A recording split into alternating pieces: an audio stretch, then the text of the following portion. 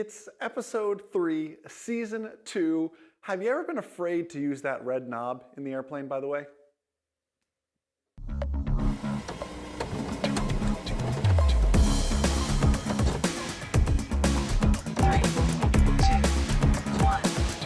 Welcome to Inflight Coffee.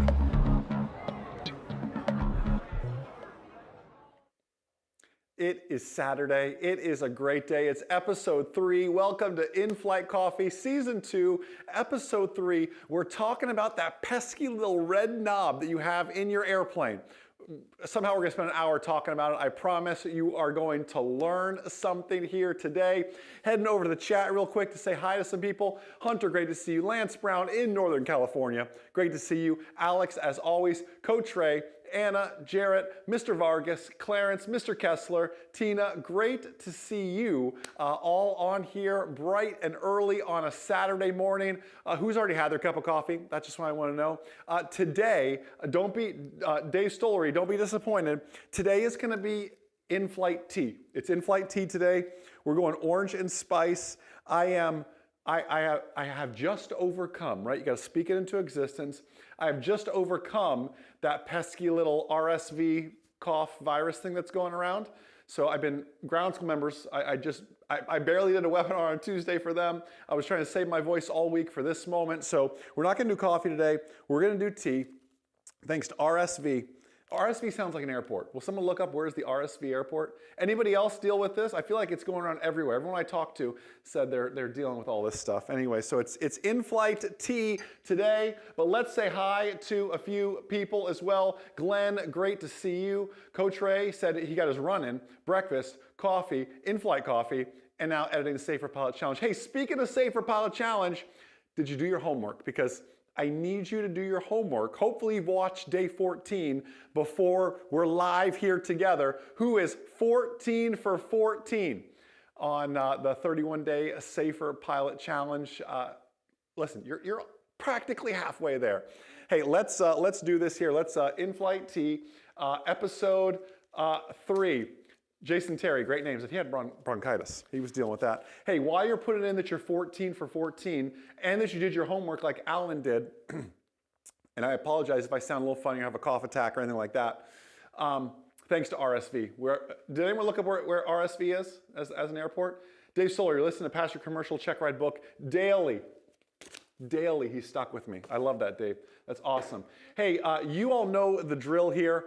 I want to know, and Kristen, some of you already jumped to it early here, where are you watching from and how is the weather? But here's the catch, if this is your first time, I don't want like a METAR, I need you to translate it for me in only emojis. So where are you watching from? How is the weather? Using only emojis. Fraser, how is it in Edinburgh, United Kingdom? Using only emojis. That's what I want to know. How do I just want to do water. There we go. That sounds promising. Clear prop. A little late on that one. Magda says it's freezing in Florida. Is it really? We haven't been outside to know. 10 degrees Celsius. When you marry a European woman, everything's in Celsius, which honestly works out well for me. It helps me a lot anyways. It is beautiful in Scottsdale. Is it, Alan? Tina says it's cold in PA. Okay, unofficial survey real quick. If you prefer Fahrenheit, just put an F in the chat. If you prefer Celsius, just put a C in the chat. Unofficial poll, because this is the debate in our house. Do you use Fahrenheit or do you use Celsius? I can go in between, but I probably lean towards Fahrenheit. I mean, I know the temperature at which I sleep in Fahrenheit and everything else. This needs just a little bit more water. Are you Fahrenheit or Celsius kind of people? That's what I'm after here. Oh, this got to heat up a little bit more. A bunch of Fahrenheits. Dave Ennis is a Fahrenheit. That should be all that matters, Magda. Dave Ennis says so. A lot of Celsius people out there. Wow. Mark with a C on YouTube is a Celsius guy. Maybe because it's Mark with a C. That's got to be. That's probably. All right, a little more water here. Don't let me overfill it. Sue on Facebook, she's a Fahrenheit kind of person. I like that. Jill too. All right. Let's, in-flight tea is ready.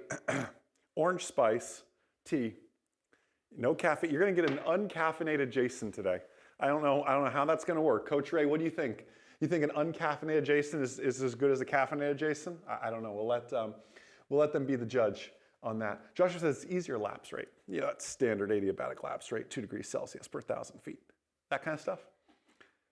That's a bad joke. Anyways, all right, let's talk here. Hopefully you did your homework. Hopefully you are 14 for 14 on the 31-day Safer Pilot Challenge. Hey, Mateo, it's my father-in-law.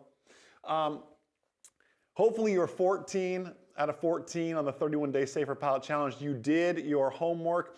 And again, this is interactive. Again, when you see me looking that way, it's because I'm looking at Alex and Ray and Charlie and Dot and David and Michael and everything else. I have a question for you. If you could stop and take a step into my honesty corner, a step into my maybe humility corner, just for a second here. Who was or is, past or present tense, ever a little bit nervous about that red mixture knob in your airplane? Just type in me in the chat. If maybe in the past, maybe currently in the present, you don't have to tell me all those details, that's fine. You were a little hesitant to use that mixture knob. I'll tell you my story. I was flying an old Cherokee 140, and I was never really, in Florida, we don't learn how to use the mixture knob like we're supposed to. During private pilot, you never really go far enough to do it. Look at all these me's, by the way, coming up in the chat. Thank you for your humility, right? And your humbleness, your humble spirit with that. I associated we used the red knob to turn the airplane off. It sounds so stupid, but 16-year-old Jason, I had this primacy built in that red knob chokes out the fuel, kills the engine. So then when it came time for cross countries, my instructor's like, oh, we need to lean it out. And a Cherokee 140 mixture isn't like the Cessna mixtures. A Cessna mixture, you twist out a little bit, and that seems fine. Okay, like 3 twists, that's good. But a Piper mixture in this Cherokee 140 is like the Cirrus mixture where you physically move it. And I'm just like, well, what if I lean it too far? Like, oh, lean to the X in the word mixture, you'll hear people say. And like there's a lot of science behind that sometimes, right? I was terrified to lean the mixture. So I apologize to my flight school. 16-year-old Jason probably fouled a lot of spark plugs because I know I was supposed to be leaning on these cross countries, but I was so scared on my solo cross countries to lean the mixture, I just left it full rich. And that's not right either.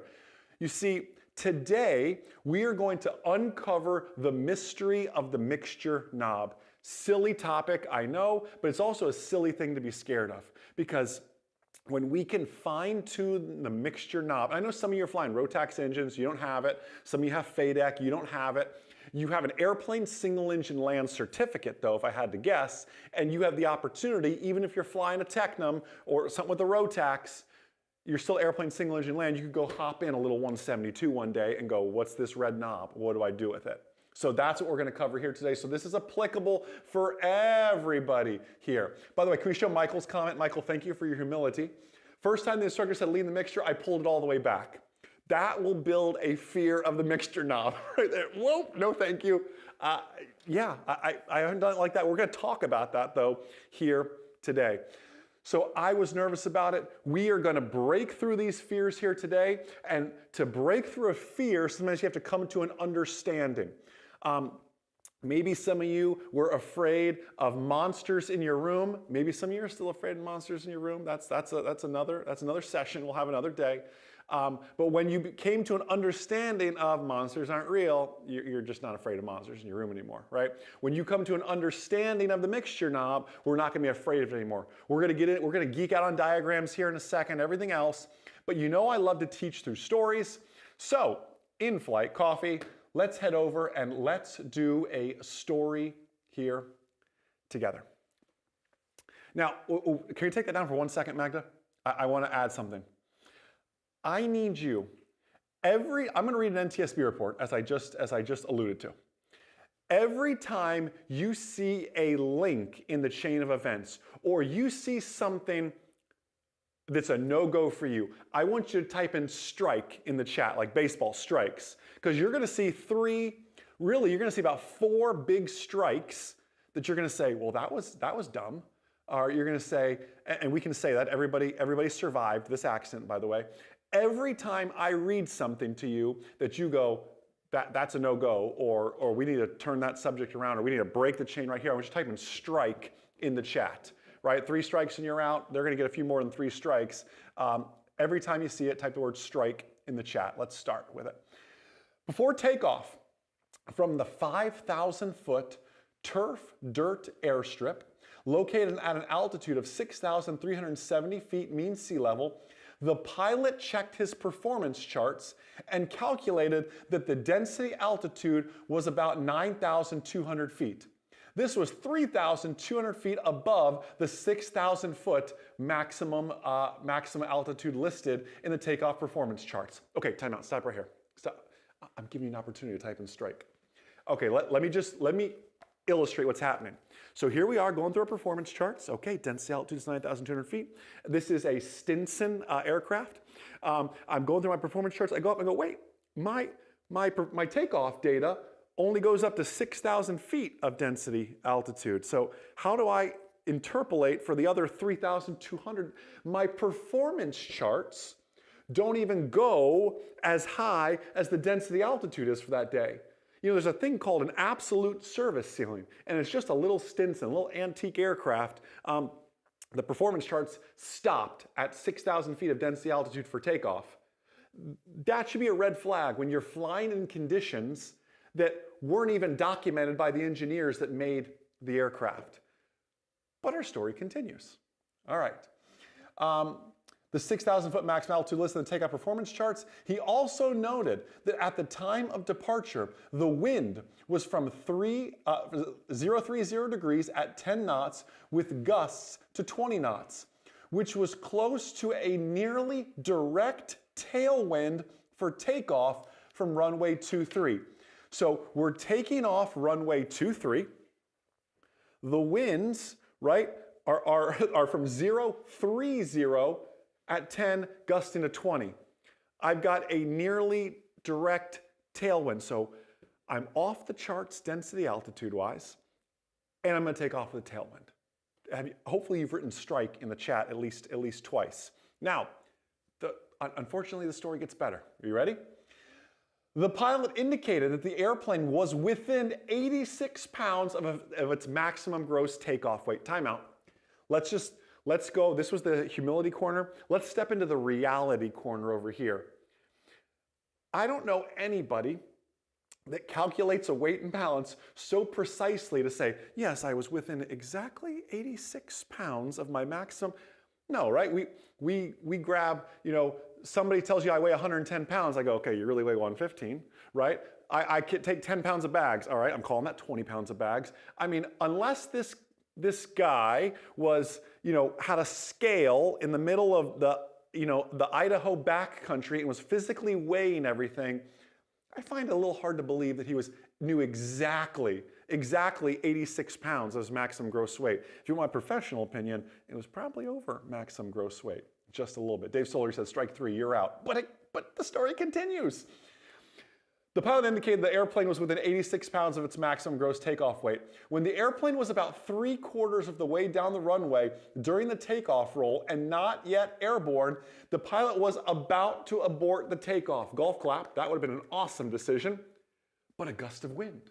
It lifted the airplane into the air. The pilot thought the airplane would remain airborne, but when he could not get the airplane to climb as expected, he attempted to land in an locate an open field to land in.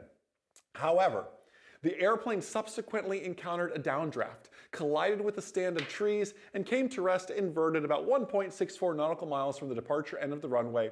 A post-accident examination of the airplane engine revealed no mechanical malfunctions or failures that would have precluded normal operation.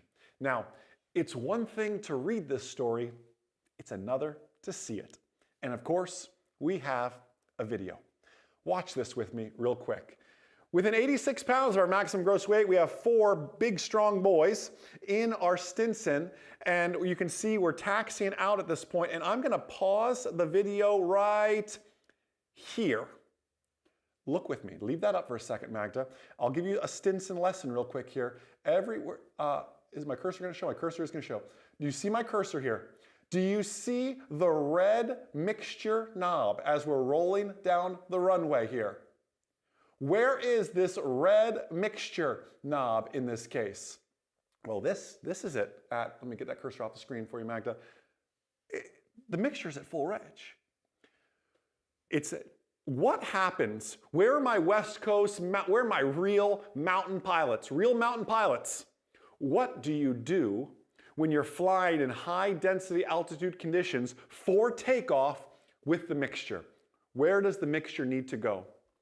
Well, the answer, and I imagine y'all are feverishly typing over there right now, you've got to lean the mixture. If you take off, and density altitude was what, 9,200 feet? That's a strike right there as well. Density altitude, 9,200 feet. The airplane literally rolling down the runway is going to perform as though it's already at 9,200 feet. That's what density altitude means, to put it in plain English. I feel like we get it twisted. We always say, what's density altitude? Oh, it's pressure altitude corrected for non-standard temperature. It sounds really cool, but that phrase doesn't save my life. Density altitude, add this to your notes, it's where the airplane feels like it's at. Density altitude is how the airplane is going to perform. So if you are on the ground on a turf dirt runway with a tailwind and the airplane feels, non-turbocharged, feels like it's already at 9,200 feet, by the way, you're within 86 pounds of maximum gross weight, so they say, we have all the recipes for an accident. And by the way, we're not going to get maximum performance when the mixture is full rich. It's the same reason if you were doing a cross country and you were at 9,000 feet, you would lean it out because you'd be giving the engine more fuel than it actually needs for that thinner air. I love what Cody said over on YouTube. He says, you've got to lean it for peak performance. And we're going to talk about that. I talk about it in detail in day 14 here today that you need to watch on the Safer Pilot Challenge. But again, let's continue. Let me play that video again here from the beginning. I'm not going to pause it here for you. So let's play it again here. This happened in 2012. Everybody looks to be having a good time.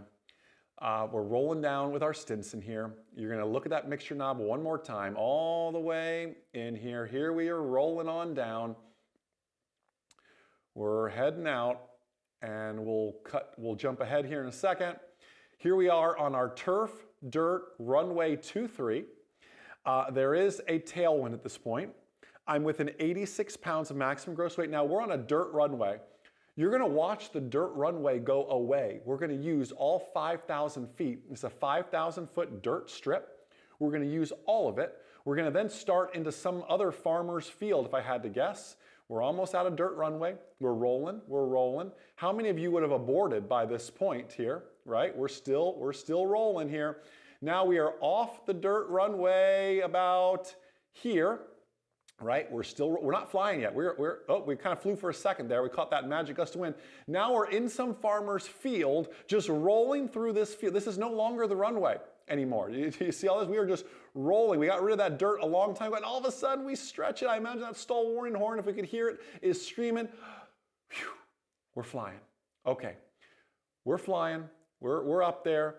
We got 4 people on board. We're sinking there for a second. We are just kind of holding. Thank goodness it is open here. Thank goodness there's not a whole lot happening. We feel like we're sinking there again. Watch that ground sneak up on you. The problem is I see some big old mountains out in front of us here, and we're not climbing, are we, right now, team? I mean, that ground, we are about the same AGL right now. We might have climbed up there just a little bit for a second. Maybe that 20-knot tailwind turned around in our favor for a second, and we're just kind of holding this thing here. And we are not climbing. And pilots, there is always an opportunity out. We could have just said, you know what, I'm going to pull the power. I'm going to land back in this farmer's field. I already used half of his field to take off anyways. There are mountains coming, and there are trees coming. We've got, yeah, I love what Shane said on YouTube. He's had about 3 miles to put this thing down. 1.64 says the NTSB. But yeah, I hear you. He's had plenty of time to put this thing down, so we're holding it off. And let me tell you, he's not climbing, and the trees are getting bigger and bigger, and the trees are coming. Look how we've increased our pitch angle, and actually by increasing our pitch angle, we're going to be closer to a stall, which is going to cause us to sink right here. Look at the nose go up with a turn. See that little bit of a turn? Any lift we were creating, we just lost it by pitching up so much. And my friends, here come the trees. All 4 people survive. We hit, we flip, headsets fly. You'll see the airplane here in just a second. Minor and serious injuries, but all 4 people, as you can see from the video, walked away from it. And they're all lucky they did with that.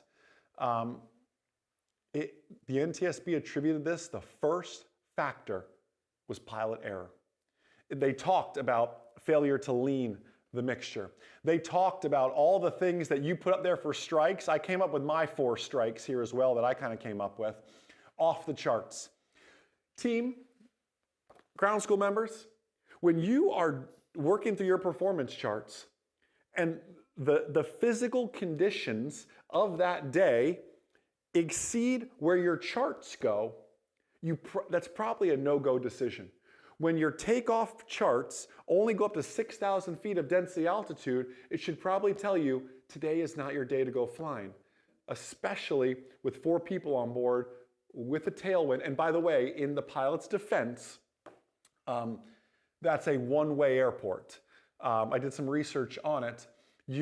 Headwind, there were even bigger mountains back behind him. It's not like he said, I think I'll take off with a tailwind today. It was that area had all the open valley or open fields, as you saw. Behind them, if you look out on Google Earth, the mountains come and the trees come much sooner. So although the wind was coming from that direction, he opted to, it's a one-way airport. A lot of these backcountry airports can be that way regardless of wind. So in his defense, but my point too is the tailwind. I know it's a one-way airport, but can you stay and camp out one more day? Could you have had somebody come in with a turbocharged aircraft, maybe a Stinson, and rest in peace Stinson. That's a classic airframe that is now no longer flying anymore. My strike number 3 for me was this within 86 pounds of maximum gross weight.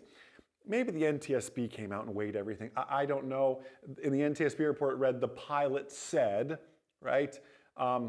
I find it very hard to believe to get with such precision 86 pounds. You know, I always just round up to big even numbers doing my weight and balance to be on that safe side. And my strike number 4 was they chose to continue.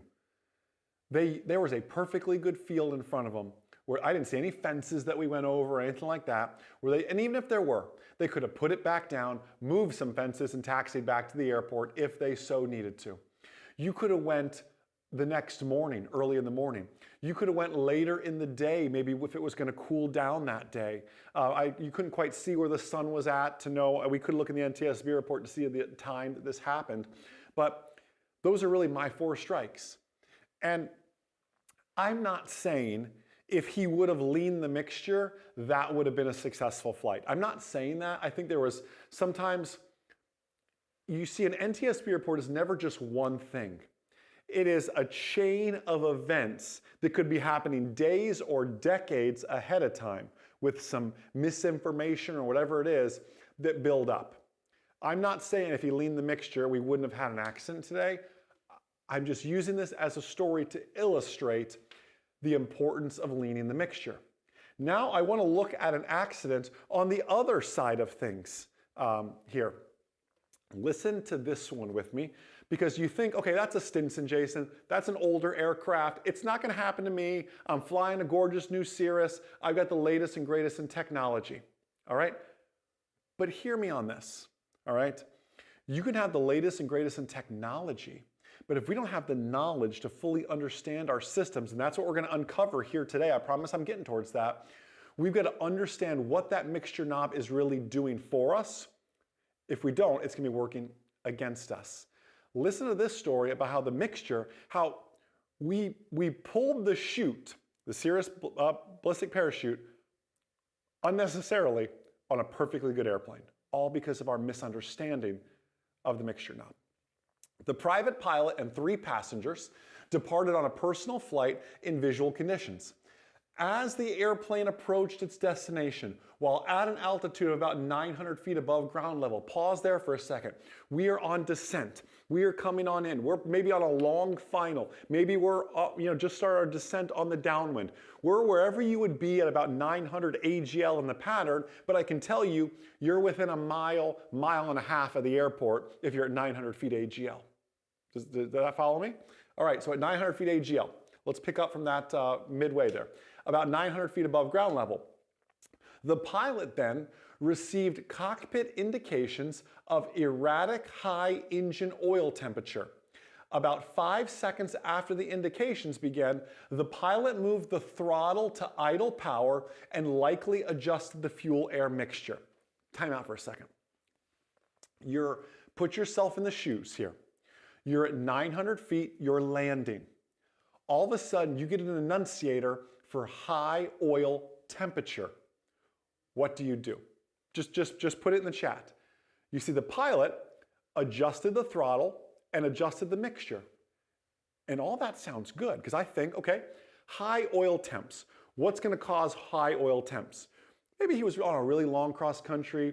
Maybe the airplane needs 6 quarts of oil and he's only operating at 5 quarts and it's a little bit dirty. Maybe there's truly an issue right here as well. But I totally agree.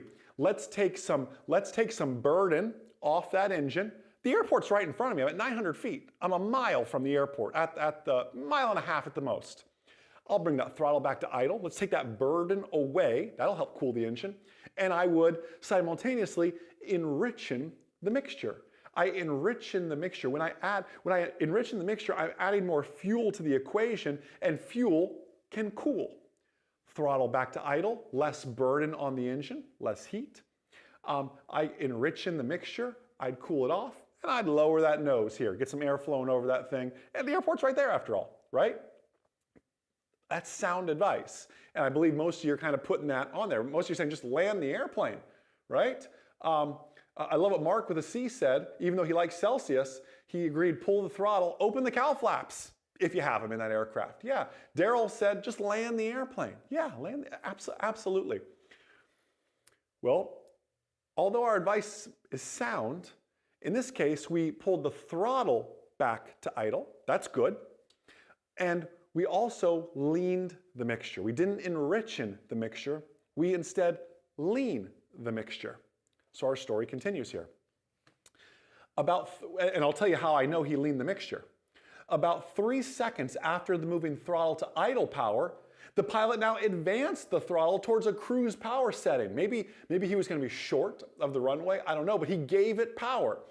But because he leaned the mixture rather than making it full rich, what would happen if you excessively leaned the mixture and then did not adjust the mixture, but you went to full power? You see, this is why in your before landing checklist, you always bring the mixture to full rich. I know you came out of your descent. I know you came from 9,000 feet, but you need to, before landing, enrich in that mixture, because if you're back at idle, or near idle, the mixture's leaned, that's no problem. But if you did the syntax, the right thing in the wrong order, the right thing to go around, but didn't enrich in the mixture, you're going to kill the engine. It's going to sputter at the least, Nathan said, and you're exactly right. So back to our NTSB report, I'll just start at the beginning here. About 3 seconds after moving the throttle to idle power, the pilot advanced the throttle to a cruise power setting, but the fuel flow and engine power did not increase. The pilot made additional throttle movements, right, back and forth, but the fuel flow and engine power did not correspond to the throttle movements, most likely because the pilot had adjusted the fuel-air mixture toward a lean setting. Thus, the pilot's actions in response to the high engine oil indications led to a loss of engine power. But it was pilot-induced. He leaned it. So without engine power, the airplane's airspeed decreased to about 85 knots. The pilot successfully deployed the airplane's parachute system. And I don't know how much you know about Cirruses, but when you pull the chute, you total the airplane. I am very thankful that these pilots, the four souls on board, are alive to tell this story. But we pulled a chute on a perfectly good airplane that we caused the malfunction on. Now, I'm not denying there could be an issue with the high oil temp. He got enunciation. It could be something serious. It could be a broken probe. Like it could be anything. But you've got a perfectly good airport right in front of you. You're at 900 feet AGL because you're landing. They said he was on approach to land at 900 feet. You're coming in. And he went to add power because maybe he felt he was low or short from, a cirrus will drop like a rock when you bring out throttle back to idle. So maybe he goes, oh, excuse me. Maybe he'll say, I'm a little bit low. Went to add power and the power wasn't there because the mixture was not in the right spot. The mixture needed to be rich as well. The proper syntax, the proper order would have been high oil pressure enunciation, cool this thing off, throttle idle, mixture rich, land that airplane at the airport. And instead, again, I'm so thankful everyone is alive, but we pulled the chute because we starved the engine. There was fuel, it was making power, everything else with that. So I did some more research on this, and I promise we'll get to the real nuts and bolts of all this here in a second. I did some more research just on mixture-related accidents. I found those two, and then of course I found these two. Read these with me here. I'll show you where. Let me get my cursor here. I'll show you where I'm reading here. I didn't want to get into the whole NTSB report, but look at the dates on these. These are both from 2022. And by the way, these are both in Cessna 150s. I'll explain why I believe they're in Cessna 150s here in a second. Because I own a Cessna 150 and have had students make this mistake. The student pilot's inadvertent use of the fuel mixture knob instead of the carburetor heat knob, which resulted in fuel starvation and subsequent loss of engine power. No injuries. Thank the Lord. The student pilot, the different one, student pilot accidentally pulling the mixture control in the landing pattern, which resulted in the loss of engine power and a forced landing. Damaged the airplane, didn't hurt the person. You know, in the 70s, when these Cessna 150s came out and 512 Romeo is this way, they did not come with a push button locking mixture. If you go to pull the mixture on your 172, it won't go anywhere. It'll twist, but you've got to physically push the button and pull. In a Cessna 150, it's not like that. It's a different shaped knob. It has little knobs on it, right? Notches on it. It's a different color, but it's a small cockpit. When you're flying, it can be easy to grab that knob, think it's carb heat or whatever, and pull that back to idle instead. There's no need to pull the button. It sounds like such a silly mistake, yet those are just the two I grabbed from 2022. I found year over year at least one accident. How many times has this happened that doesn't lead to an accident? I found at least one accident almost every year. There was something like this. A student pilot grabbing the mixture knob, thinking it was the throttle, grabbing the mixture knob, thinking it was the carb heat, killing the engine, and not realizing that that's what did it. Not realizing that simply grabbing that knob and putting it back in would probably bring the engine back to life. And that's not a problem. It could be a lack of hours. It could be a lot of things. But that's what we're looking to uncover here today as well. Dave Story said, so many cases of why is it red? Because it's important to understand red means stop and think before you adjust. It sure does. But it doesn't always work that way. So let's, Holly, great to see you on here, by the way, as well. You know, Holly and Ray, there's many Cirrus pilots on here. I find when I'm leaning the mixture in the Cirrus, I don't even grab it by the knob. I look to confirm what I have there, and I grab it by I guess it'd be like the stem of it, and I move it back that way. Because I feel like from the knob, I almost get like too much leverage on it, like I'll move it too much. So I kind of like choke up on it down at the stem, so it takes more effort to kind of move it, so I move it less and less, is how I've been adjusting the mixture in the Cirrus a lot lately with that. So let's talk carbureted, let's talk fuel injected. Show of hands, type in me in the chat, who has ever struggled with systems? Whose weakness was or is systems? Because we're going to get into it heavy here in just a second, and I know some light bulbs are going to go off for some people. So if you struggle currently or have struggled with systems, it was a weakness of mine. Loved flying the airplane. Weather and systems were my two biggest weaknesses. I just wasn't into it here. And again, if you struggle with anything, You know M0A is not just some great place to watch Jason drink today a tea and everything else. Check out the whole online ground school, m0atrial.com to check that out as well.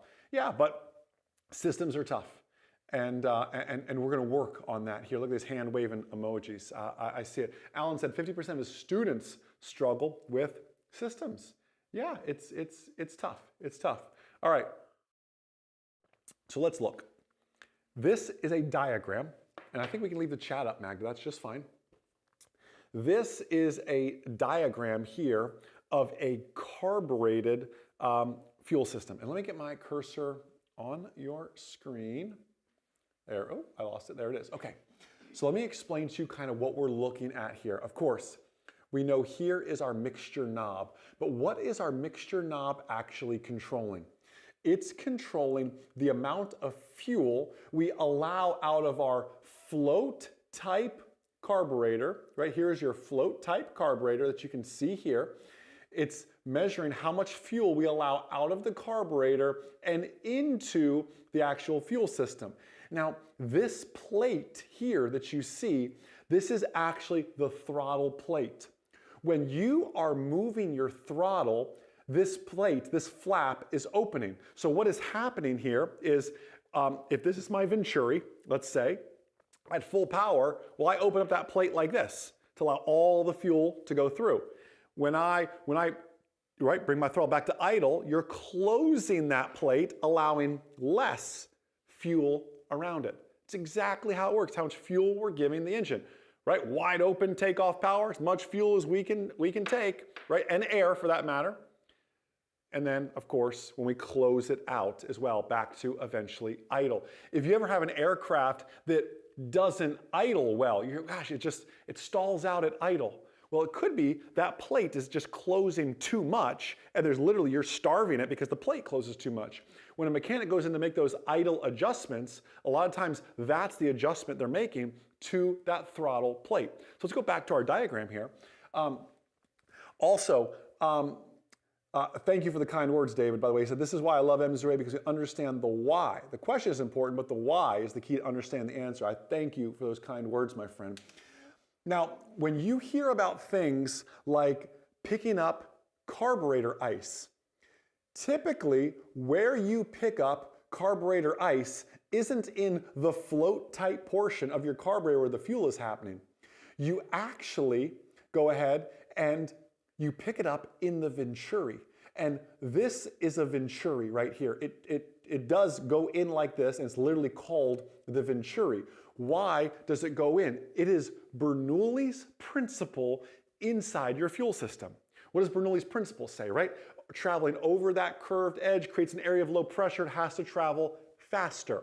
Our fuel works the same way. It's like kinking the hose a little bit. The fuel's coming through. We take the same amount of fuel through a smaller space, so it has to speed up to get to that engine. Well, when we create that low pressure, when we have that speed up, why does cold water, why does moving water feel colder, right? If you get into a really cold lake, it's probably fine for a second once you stay still. But if your buddy came over and from 10 feet away and moved that cold water, it would feel colder again. Why? Because, well, it's moving faster. It is now moving. So when you ice up, you may ice up in your carburetor Venturi before you ice up on your wings, because the air flows through there faster, thus it flows through there cooler, and that's why you have something like carburetor heat. In another place I'll show you, you'll ice up as well, because that colder air is going through it as well. Not only will you ice up on these Venturi walls here, and you can see how dangerous that can be, because you can cause a full blockage here relatively quickly, but you can also ice up on your throttle plate, which can be an issue. So when you go back to idle, you may actually be closing up more than you intend by pulling that throttle back. If I pick up ice, excuse me, one second. Sorry, for those of you that came on late, I'm just getting over that RSV cough thing that's going around. Sorry, I proclaim I am over it. That's why we're doing tea instead today. You can ice up on that throttle plate, so when you go back to, you bring the throttle back, that throttle plate could be larger than intended and be blocking more fuel when you go back to idle. This is why, how's the FAA written test read? What's one of the first indications of carb ice? A decrease in RPM. Why a decrease in RPM? Well, look at our diagram again. If I ice up on my throttle plate in my Venturi, I'm allowing less fuel to go through, so, well, there you have it, right? That's why one of the first signs of carb ice is an unexpected decrease, and it's a little decrease in RPM. So to our diagram, again, thank heavens for carb heat is right, rich improvements, you're exactly right. Back to our diagram here, I'll show a little bit more here. So what you're adjusting here is exactly that. It's the fuel to air mixture. How much fuel am I allowing on in here to go through? Because the air is coming through anyways, right? The air is still coming into this Venturi as well, and this is where we mix the fuel and the air. That is why it's called our mixture knob. We are mixing the fuel and the air, both of which our pistons want, both of which our spark plugs want to create that spark and that fire. All right? That's how a carbureted system works. This is why it's so important to use things like carburetor heat. A carbureted system, this is why another reason, I know no one has ever done this before. Maybe you've only heard about this, but this is why if somebody has ever done one of those like 0G parabolic arcs, if you've done one, I'm sure it was only on accident. I'm sure it was not to show off to friends because that's not safe or smart. But if you've ever nosed the airplane over a little bit too much, where your hair raises up and the pencil lifts up and everything else, right? If you don't know what I'm talking about, go watch a YouTube video on it. Don't go do it yourself, please. You lower the nose a little bit too much. Show our diagram again real quick, Magda. We have a float type carburetor. Everything floats. The fuel literally will float in this carburetor. And as you note, the fuel comes through the bottom here, which is how we allow it in with our mixture knob. You can go full mixture all you want, but if the fuel in my carburetor floats to the top, you will literally choke out the engine for a moment. Again, I know no one here has ever done that, right? But maybe you nosed over a little too abruptly, or turbulence does it to you, causes the 0 Gs, and the engine skips a beat in a carbureted aircraft. That is why. Nothing life or death, but that's why. So you have a better understanding. You see, it's one thing to know, oh, I have a gravity-fed fuel system. Oh, I have 19 gallons of fuel, 17 and a half of that's usable. It's a float-type carburetor system, but to see inside of it is a whole nother thing with that. Now, I realize some of you are flying fuel-injected aircraft. How does this work, Jason, if I don't have a carburetor? I have a fuel pump. Well, let's talk about that a little bit here too. We'll grab this image from the Pilot's Handbook of Aeronautical Knowledge. And yes, Josh, you're right. If you're doing aerobatics, it's fuel-injected as well to make all that happen. So let's look at this here together. Now, first off, I have, and this is not every aircraft, I'd argue this is a slightly more advanced aircraft because they have 2 levels of fuel pressure. They have their unmetered fuel pressure and they have their metered fuel pressure. I would argue most of you just have 1 fuel pressure, which you're getting from the fuel pump itself. Now, so I have my fuel pump assembly, as you can see, as everything comes right on in. I still here have the same throttle body. This is the same plate. You're just seeing the plate from like this angle now, right? Our previous one, we were showing it like this angle. You're seeing it at this angle now is all you're seeing. So go back to that diagram real quick. This is your same throttle body that you're seeing here. So we're sending this up into our fuel control unit, and then from there sending everything out to fuel injectors, which, hey, Eric Pittman, which evenly send fuel to the cylinders. You can always spot a fuel-injected aircraft in the maintenance shop with its cowling off because above it looks like these spiders that go to each cylinder. Well, those are your fuel injectors. Now, for my fuel-injected pilots, you need to ask yourself an important question. This is based on start. If you've ever had a problem starting a fuel-injected aircraft, one thing you need to ask yourself is, and ask the maintenance shop really, when you prime the aircraft, which cylinder is it priming? Or is it priming all of them evenly? Both scenarios are possible. I remember I was flying a fuel-injected 182. There was just a pain in my butt to start. It was the old Continental engine, older 182. And I remember a mechanic came to me and said, Jason, the problem is when you prime it, you're only priming cylinder number 3. Cylinder number 3 is the firing cylinder. So he said, what you need to do is you need to get it set, and he showed me how to set it with the propeller and everything else. So the timing, so when you click start, it's on the power stroke for cylinder number 3. And every time after that, we're able to get it started. If you've ever struggled starting a fuel-injected aircraft, hot starts, cold starts too, you need to ask yourself, when I'm priming it, what am I actually doing? Where am I actually priming? So that's a question for the maintenance shop next time you are there. Fuel injected or carbureted, it doesn't matter. With the mixture, you are still controlling how much fuel ultimately gets to that aircraft. You're still controlling all of that. Now, your start procedures may be different. A fuel-injected aircraft, some of you have fuel-injected aircraft where you start with the mixture at idle. The moment you hear the engine start to fire, you slowly move the mixture to full rich. Why is that? It's the exact scenario I just said. You are priming the cylinders with fuel already. You don't need to give them any more. When you hear the engine fire, it's because it's firing off of the primed fuel that you primed it with. Then you move the mixture to idle to give it the rest of the fuel to flood the rest of the cylinders to thus keep that engine going. If you find yourself flooding the engine on start, well, you're over priming it. If you find yourself difficulty with hot starts, well, it could be any number of things. It could be vapor lock. It could be because you're over priming it. Some engines are just difficult to start hot. It just depends. Very, very few POHs, pilots operating handbooks, will give you hot start procedures. They're kind of finicky about that as well. So, do you have a better show of hands? Any light bulbs? Anybody have a better understanding now of their fuel system? Because that is really the goal. Alexander does, says, I'm loving this lesson. Great way to spend my Saturday. Again, I saw a bunch of you, Dave G and a few others kind of hopped on here a little bit late too. This is all recorded, so you can go back. You can hit the share button on this and share this with somebody that needs to hear this message as well. Now, your homework, we're almost done here, then I'll go to questions. Your homework is I need you to watch day 14 of the 31-Day Safer Pilot Challenge. And if you are not 14 for 14, you've got some homework to go back and watch. You've got 14 videos to go back and watch. I went a different route today. In day 14, I talked about leaning at altitude. I talked about leaning for takeoff as well.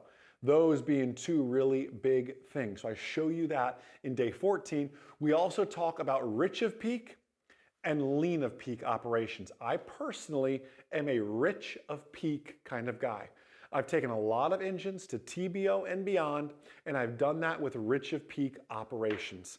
Is lean of peak good? Lean of peak can be good too.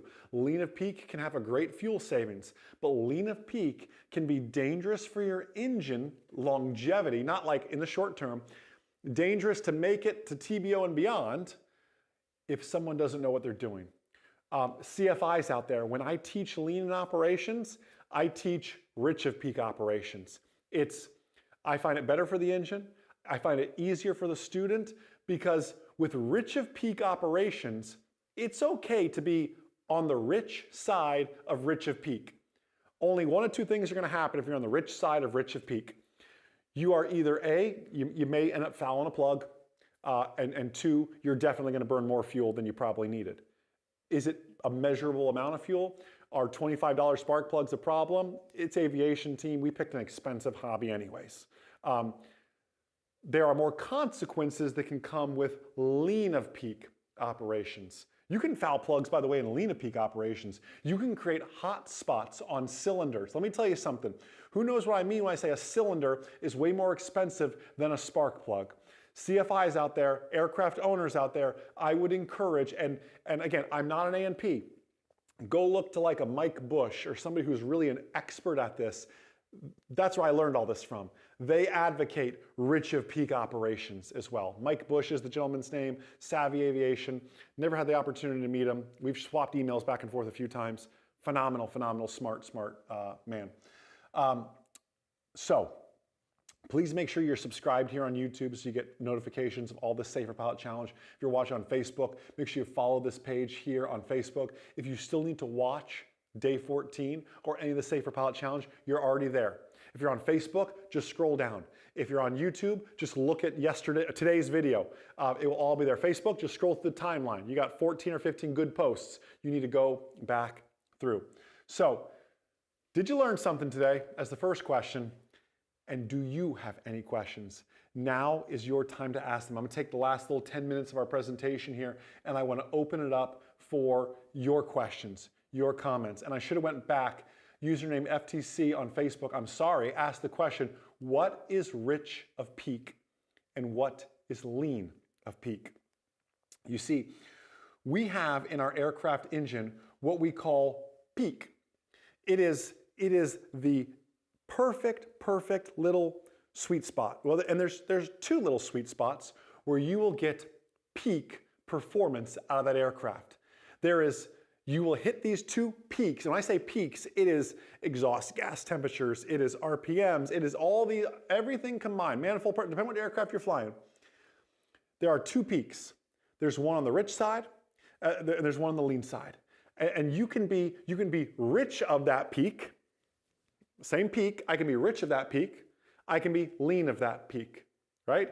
You need to operate on either side of that actual peak, of that peak performance. Rich of peak, again, is slightly more fuel, it's slightly cooler temperatures, it's just better for the longevity of your aircraft. Lean of peak, you can sometimes get a little bit better performance, microscopic amounts of performance. You're gonna burn less fuel, not microscopic amounts, but less fuel with lean of peak operations. You're going to run your engine much hotter though with that as well. So that's what I mean when I talk about peak as far as that goes. Jose, thank you for the kind words, my friend. Go Mets. He had a Mets jersey on, so I figured I'd root for the Mets. Jordan, excellent question. Asked, what is my goal in aviation? Good thing you just said aviation, because if we get into business and everything else, it get a little crazy. In 2023, I'd like to get back into some rotorcraft flying.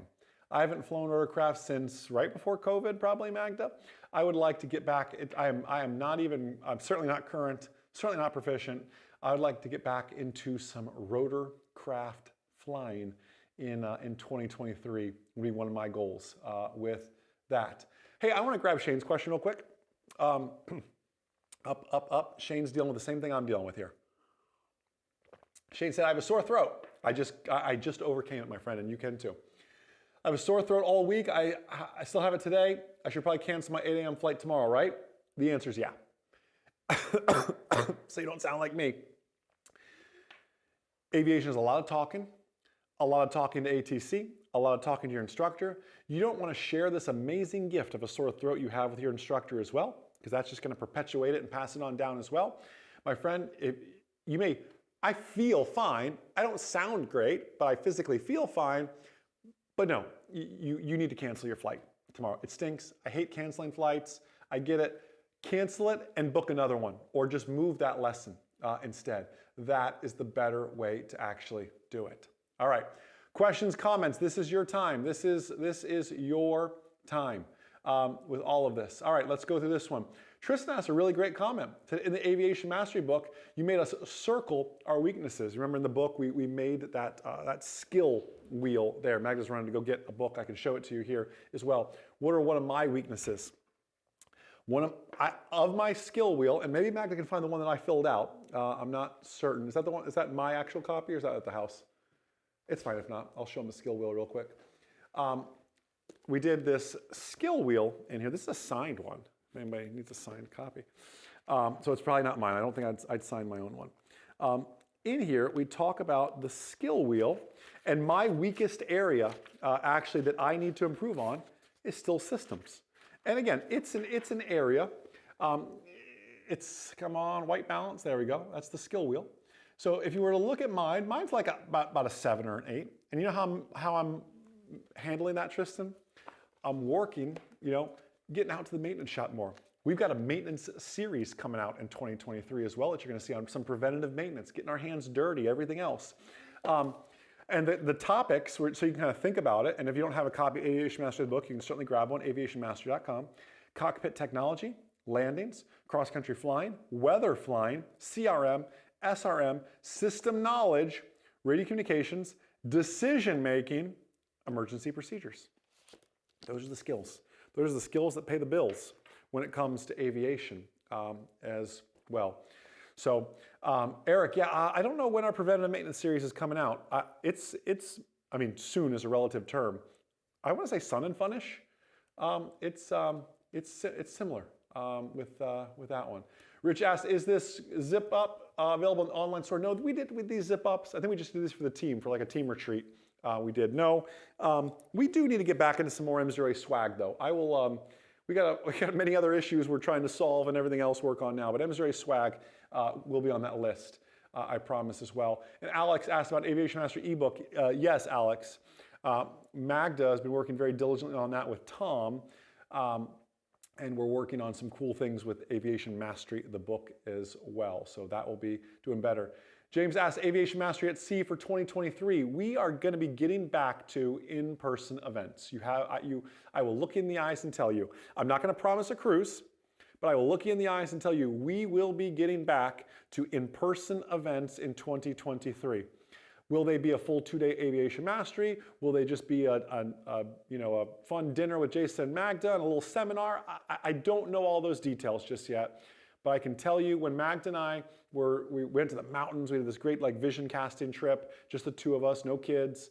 When we were writing down our vision, both of us felt it placed on our heart to get back to in-person events. And they may not be the fancy Aviation Mastery ones. They may just be Jason and Magda renting out a hotel conference room with a projector.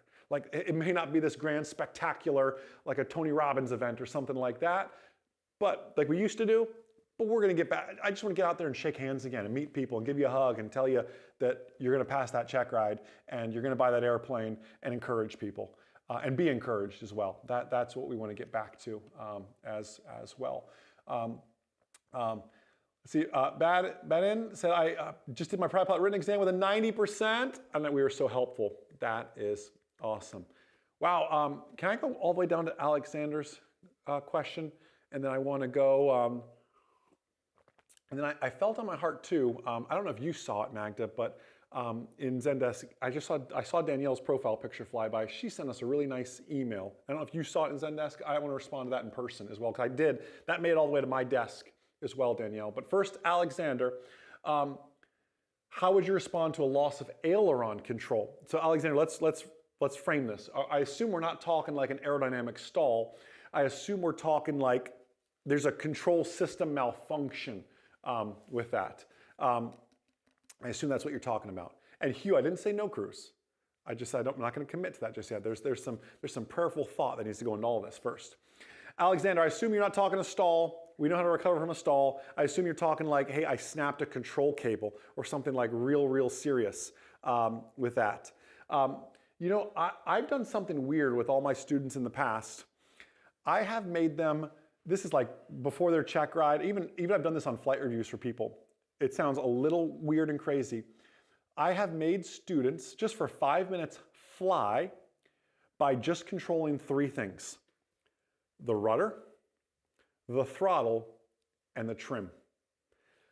I've created this, and maybe Magda, will you make a note, or Coach Ray, will you make a note? This would be I gotta figure out, this is like so beyond the ACS and so out of the box. I gotta think about how to do it without being ridiculed by not that I care what the haters say or anything like that. But I've simulated like a control system's failure, like my yoke broke. It's just not doing anything. And I have had students fly around by just controlling the rudder pedals, which allows me to turn, just controlling the throttle, which helps me control my pitch, and backing that up with the trim. There's no training like that to my knowledge. So let me ponder how to do that and not get ridiculed by the world. But that is a very, and you can actually, and how I would go about that presentation is there are I didn't come up with that. I've read NTSB reports where that exact thing has happened, and that's what the pilots had to do to safely get the airplane back down. There's one NTSB report in particular, and Hugh, you might have been on that cruise where I did the presentation. An aircraft just came back from the paint shop, and they rigged the controls backwards. Left was right, right was left, forward was up, back was down. Like literally rigged the flight controls backwards.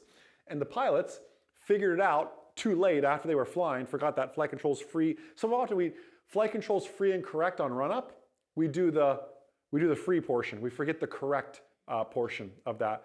They got up to altitude. You know what they did? They flew around for a bit, retraining their brains to do the opposite of what they've learned for so many hundreds of hours, and came in and made a successful landing. That's the kind of stuff I'd want to share with that. Okay, please go find, there's Danielle. So to give full perspective without revealing too much, I don't know if you saw it, but Danielle sent me an email and ended up in the support ticket stuff. I don't know if one of the team responded to it. I personally, it was sent to me and I saw it. She kind of shared a little bit here. So if we can share this, I'll read it, and I want to kind of give you my response as well. She said, Jason, I'm struggling with a big decision. I'd love your advice. I've been struggling with Part 61 to keep my job. My mom now tells me she's able to co-sign a loan for me. Do I quit my job, move back home, and try full-time 141, or keep trucking along with my current 61 plan? I absolutely love this question, and it's my prayer right now that wisdom comes out of my mouth and not Jason speak out of my mouth, because this is a serious decision to make. Your dream, Danielle, is worth the price that it sounds like you're going to be making to make this sacrifice, right? If your dream is to elevate your career and pursue your passion and work in a manner where you feel like you're not working at all, that you work with the best people, that you have the best job, that you are willing to put in that sacrifice, because I know you know this, but going off to the regionals, I'll just put it bluntly, the first few years, regional pilots, I applaud you because you eat dirt the first year. I don't know how else to put it. Getting out there. Now the pay is getting better, but the light and all that stuff, it gets better, right? As you build seniority and everything else, but regional pilots back me up. Those first 2-3 years are tough. And this training environment is tough. And I'm never a big fan of going out and taking unnecessary debt and everything else. But what I am a fan of, Danielle, is I see wisdom in making a decision to take the opportunity for a career that elevates you, elevates your future family, elevates your current family, all of that situation. And I'm a risk taker. I married a risk taker, and Magda's not speaking over there, but I guarantee if she was sitting here next to me, I'm saying go for it, and I guarantee she would echo that and say go for it as well. But you cannot go for it because there's a chasm here, and you cannot have one foot, and this is not just for Danielle now, this is for everybody. There is a chasm, there is a canyon right here. You cannot have 1 foot here and 1 foot here. You need to plant both feet firmly in that decision. There is a saying, and I don't know how true it is, but it's in that book you've heard me say a million times, Danielle, Think and Grow Rich. And the phrase is to burn the boats. I don't know if it's an ancient proverb, I don't know if it's a true story, but the story goes like this. There was a warrior that sailed to an island with the goal of conquering the island for his kingdom. They landed on the island in secrecy. Their boats were anchored just offshore. All the men unloaded onto the shore. Then he turned to his men and said, burn the boats. And they got out these flaming arrows and they shot them back and they hit the boats and the boats erupted up in flames. And he looked at his men and said, the only way we leave this island is by winning the war. He burned the boats. Retreat was not an option. There was not an opportunity to say, okay, you win, I'm going back to my boat, I'm sailing back to where I came from. You've got to burn the boats. You've got to leave that spirit of fear back behind you. And again, I don't know, this word is not just for Danielle, I am sure of it. It's for other people out there who you've got your foot across the canyon here. And all that's going to happen is you're going to end up doing a really uncomfortable split. You've got to pick one side. And whichever side you pick, whether it's grab a loan and go 141, you need to be all in. You need to live, sleep, and breathe at that airport. You need to read every book, watch every training video, be in the ground school. You need to be all in on that. Or if you want to go back to your current job, and I know you have a good job as well, and go be all in on that job and say, you know what, I'm going to be the most senior flight attendant this airline has ever seen, and I'm going to train the trainers. Whatever you pick, I just ask that you go about it wholeheartedly and be all in on it. This is the thing. The industry opportunities that are available right now, for flight attendants too, but for pilots especially. This pilot shortage, this is not some hip Web 2.0, Web 3.0 buzzword.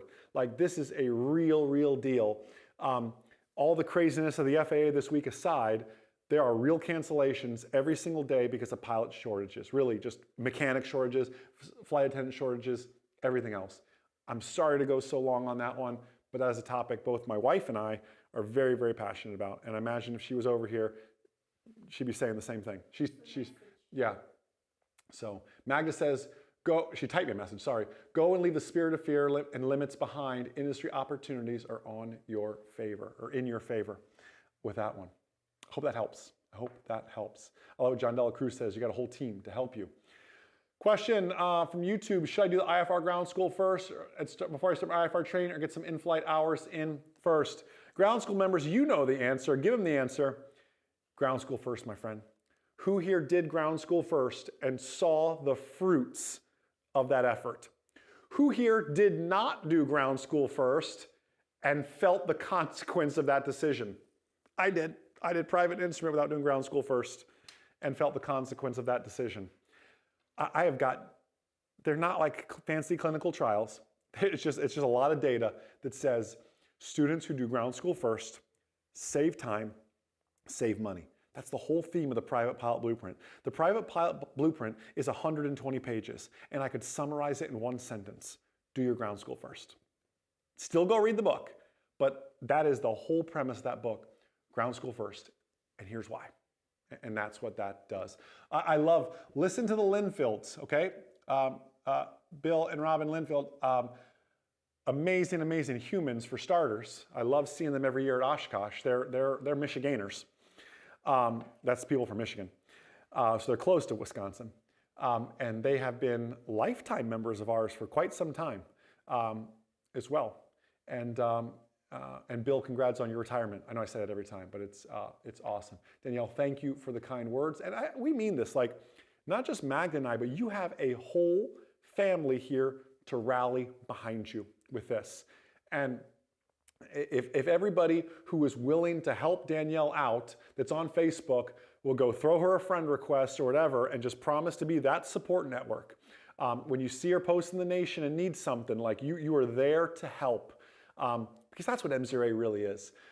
Hunter, your phrase that you said probably about a year ago now has really stuck with Magda and I.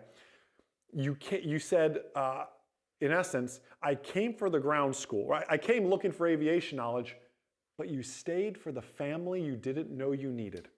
I thought, wow, like that's what we've always been trying to build, and you put it to words. I hope you all realize this. Like, we get phone calls and live chats and tickets every day. How are you different than your competitors? How are you different than so-and-so? It's so hard to explain, like, this is a family. Like, Bill and Robin, you get it. Italian Mark, I see you there. You get it. John Dela Cruz, Jonathan Vargas, Hunter, you get it. Like, this is like a family. You come up to me at Oshkosh, you don't shake hands, you give me a hug because we never met. But we feel so connected, right? Like, that's what we're building here at M0A, and I'm so thankful for it. Ground school members are like family. There's Hunter's quote. It's the family I didn't know I needed, but so lucky I have. We literally, Mag and I quote that like once a month. We talk about that in meetings and everything. It's so good. Marilyn, great to see you as well on here. All right, listen. Questions, comments, anything. Is Rich Improvements John Rich, just under his business? John, is that you? He came on the webinar the other day as JR. I'm like, oh, we got a new member, JR. And then later he said, oh, come see me in Utah. I said, oh, that's John Rich.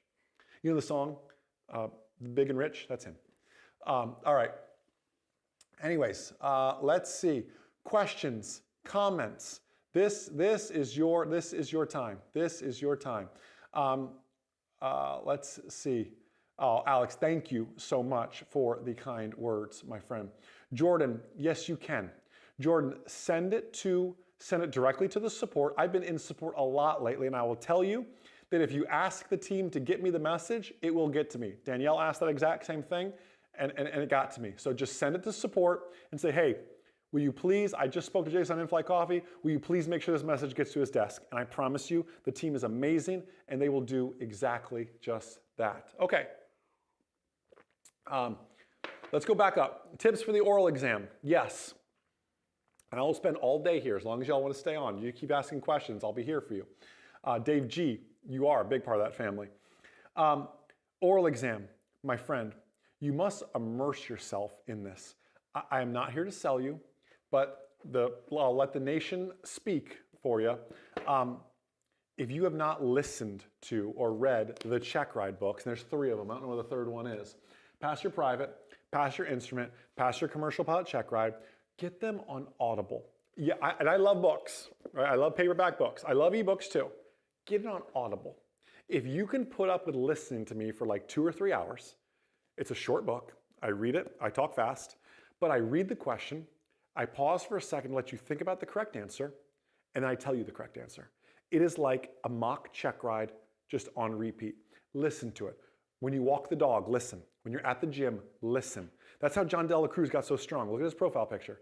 He got so strong by listening to pass your private instrument pilot check ride at the gym. John, am I lying? Look at his profile picture. The man's jacked. He did it through the audiobooks. It wasn't the weight machines. No, seriously, listen, dive into the audiobooks. Go get them on Audible. It will be a game changer for you with that one as well. And if you need that last little push across, don't forget about us for ground. Please, no one forget about us for ground school.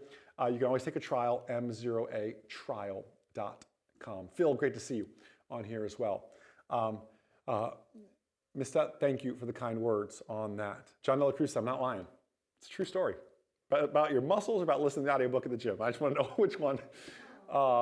Thank you, Hunter. 98%, that's right. That was FOI, right, Hunter? Awesome. And the audiobook, no, you get the audiobook on Audible. So go on your iPhone 14 Pro Max. Go on to it. Look at this picture of Magda, isn't she so pretty? Go on there and get Audible. It's also on audiobooks.com. Go on there and just type in Jason Schappert, type in Pass Your Private Pilot Check Ride. It will all come up. Let's see. This thing's like, you all have been such a blessing to this audiobook. Let me look at it real quick here.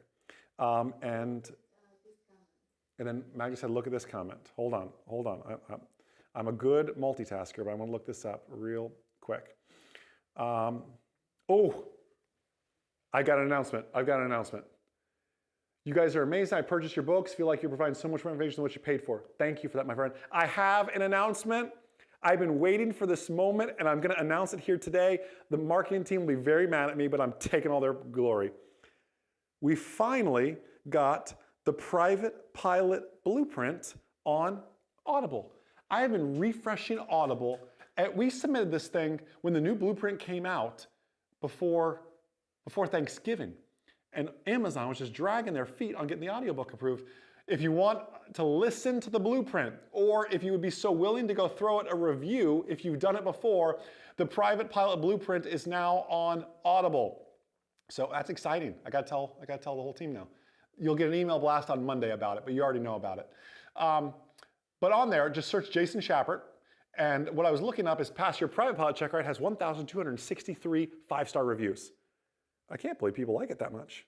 That's exciting. The blueprint, everybody, it's a big deal. Send it to your friends. Tell them to listen to it. It is on there. It has no reviews right now. It needs reviews. Go throw it some reviews. Thank you so much for that. Asked Magda to record the audiobooks and they would sell them. She has a cute, I told her last night, I always wanted to marry someone with an accent. And she just has the cutest little accent. I told her that. And yeah, so I got exactly, you get, Danielle, listen, right? Danielle and everybody else, you get exactly what you focus on and what you manifest, right? And that wasn't related to relationships. That was related to your flying. You get exactly what you focus on. Okay, other questions? Magda says one more, but I'm going to do more than that. I got some filming to do afterwards. So hop in there, ask your question. If I missed your question, I need you to copy and paste it or type it again real quick. Dr. Bill, thank you for that. Great question, Hunter. Did Hunter ask a question earlier? It's the same question. Okay, this is Hunter's question. Any tips for teaching learners of different ages? I have a 13-year-old and a 65-year-old. I love this. Hunter is a brand new, brand spanking new, well, not brand spanking new, newish, just getting the dust off CFI, right? Awesome. Still got the CFI shine, all that, all right? New car smell. I dealt with this. I love, first off, 13-year-old kid, awesome. Foster in that kid, mentor in that kid.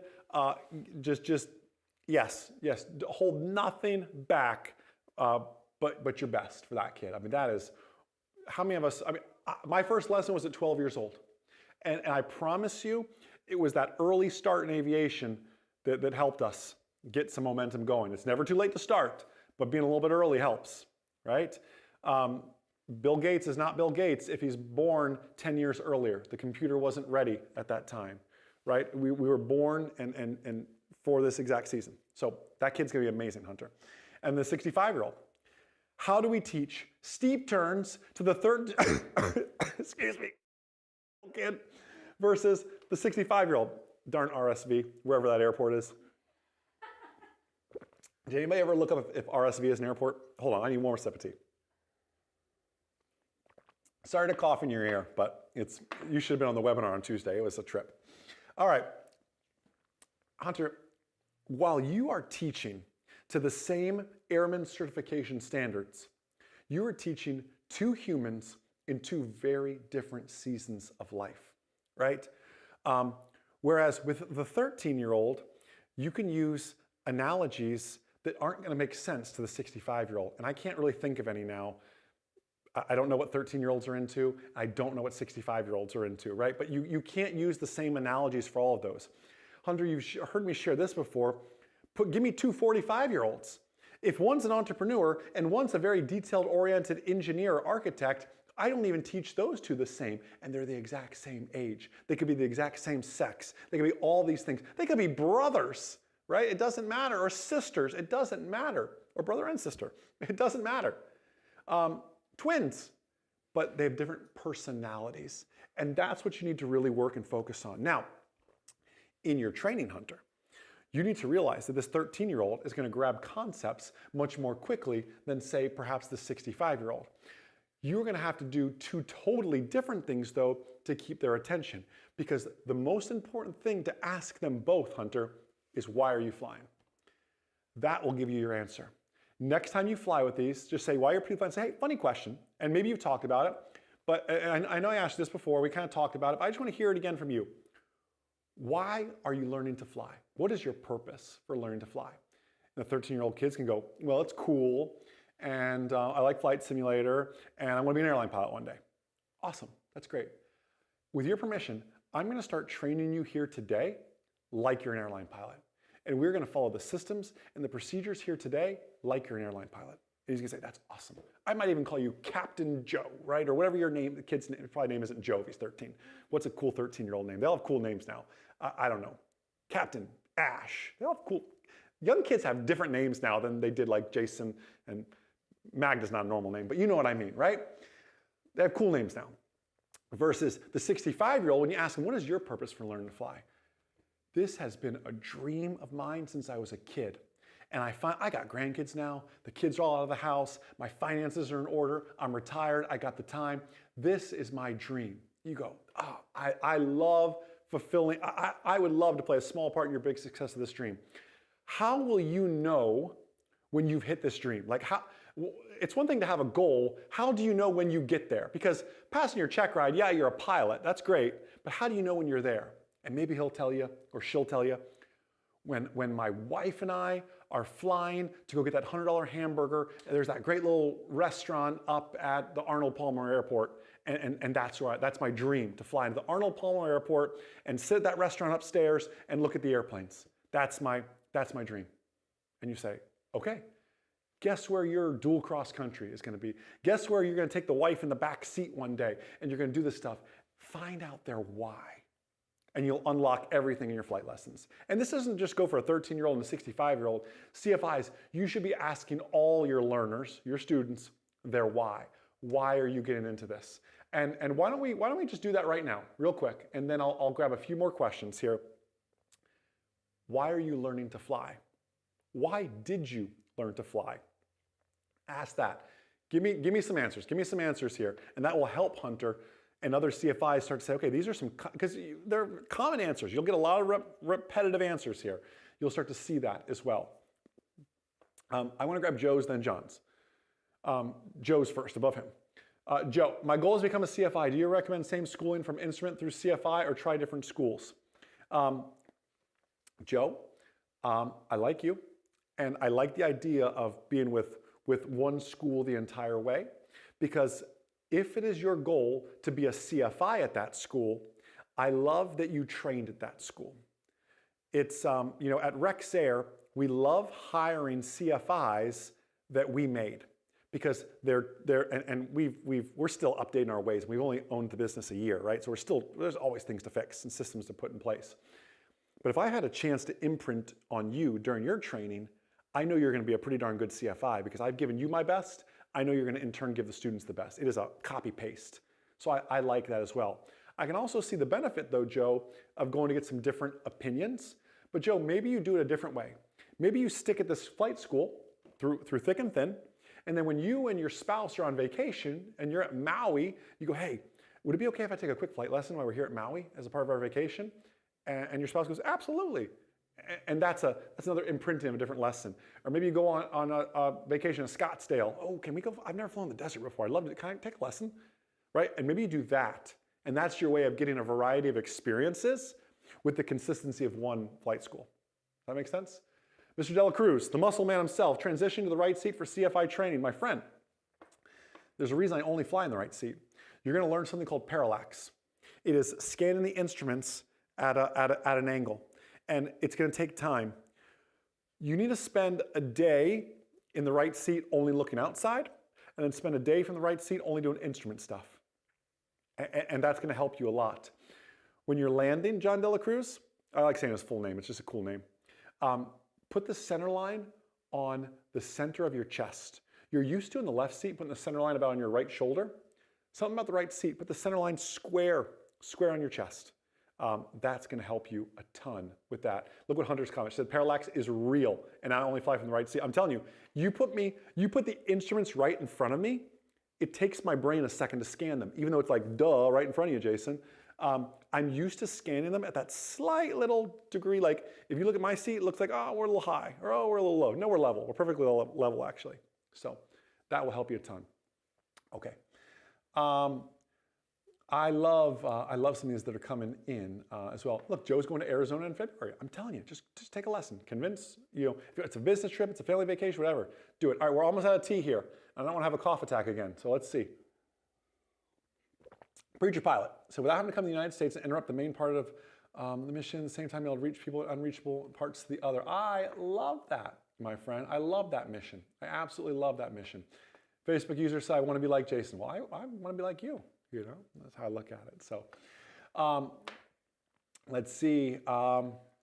Trevor said, today in airline history, January 14, 1935, United Airlines decided to equip its fleet with de-icing systems. That is a good decision. Golf clap on de-icing systems. I love that. I love that.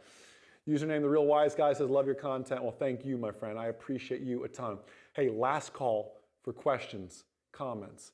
Last call for questions, comments. Lauren, you are right. Jason only flies on the right seat unless Hunter takes. Oh, John, you asked earlier about doing a fly with Jason again. We haven't talked about that. Magna and I, it's another thing we need to talk about if we're doing that again this year. Am I watching the SpaceX launch today? I will be now because you told me about it. So yeah, we do that. Bartow misses me. Well, I fly over every now and then. I wave. I say, hey, John Porterfield. I wave when I go over. Eric Pittman, miss you guys too. Hey, last call here for questions. Who am I going to see at Sun and Fun? Who am I going to see at Oshkosh? Put that in the chat, Sun and Fun, Oshkosh. I'm going to see you there. So I'm good with names. Anybody here will tell you I'm good with names. Eric Pittman will tell you I never forgot his name. So let me know if I'm going to see you at Sun and Fun or Oshkosh as well. While you do that, I'm going to take Nathan's question and then we're going to wrap. What's a way I could get better at short field landings? I struggle with my float and ground effect. You indirectly, you gave me so much information that I'm going to diagnose your landing. I'm going to ask CFI. Maggie, we put his up one more time. I'm going to ask every CFI. Where'd he go? Yep, Nathan, right there. Every CFI. Read this for a second with me, CFIs. Nathan gave you exactly his problem in his 2 sentences there. CFIs, can you diagnose Nathan's issue with just the words he used? What's a way I could get better at short field landings? I struggle with my float and ground effect. Let's go to the 2-3 Mike Zulu laboratory. And Coach Ray, if you're still watching, we have a short field landing day coming out in the Safer Pilot Challenge. It's in the 20s. It's in the 20s. My friend, first off, if I have float, when I thank you, Hunter, thank you, Pamela, thank you, Joe. When I hear the word float, I don't think of the normal transition, and land. When I think of float, I think of then I land. Speed's your issue, my friend, if I had to guess. If you are using, I'm big on vocabulary. If you ever spend any time watching any of our stuff, I'm really big on the words we choose to use. That's why I don't like the word flare. I like the word transition, all that sort of stuff. That's a conversation for another day.